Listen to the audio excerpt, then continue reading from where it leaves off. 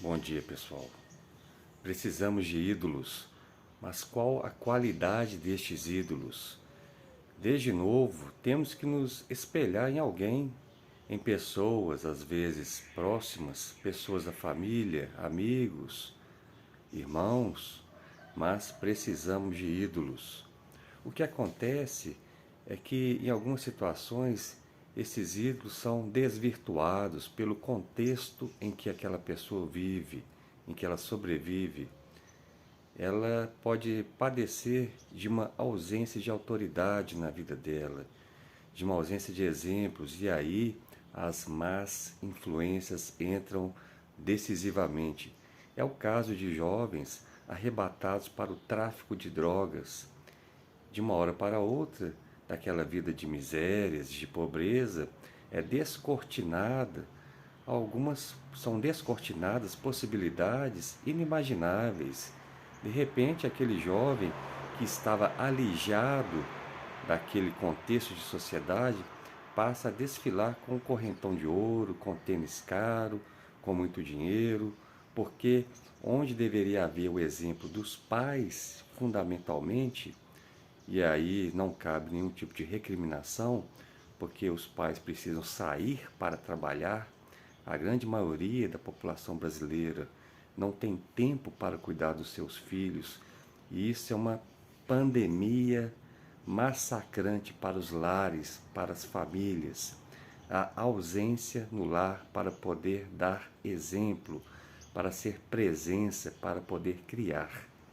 E nestas lacunas entrarão maus exemplos, como eu havia falado.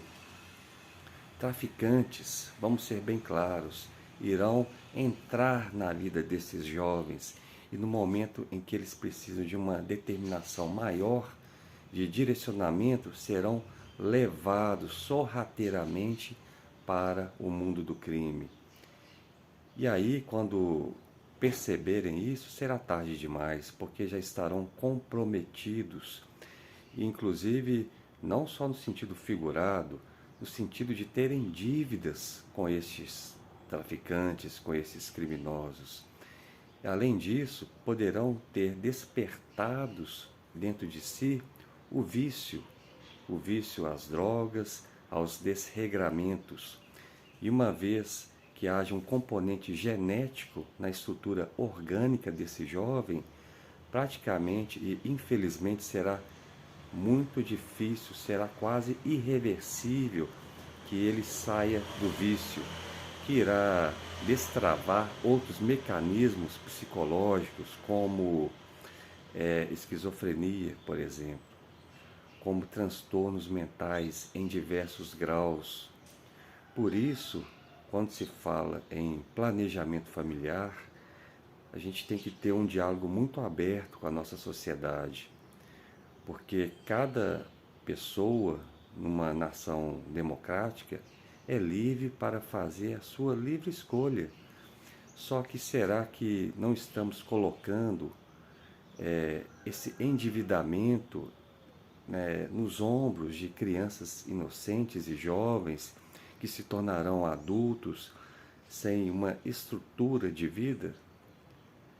Também, na minha opinião, não é o caso de se fazer um controle obrigatório, compulsório de natalidade. É a hora de fazer um diálogo aberto, franco e igualitário, porque não é na base dos ditames de cima para baixo que iremos resolver este problema grave. Precisamos de bons ídolos.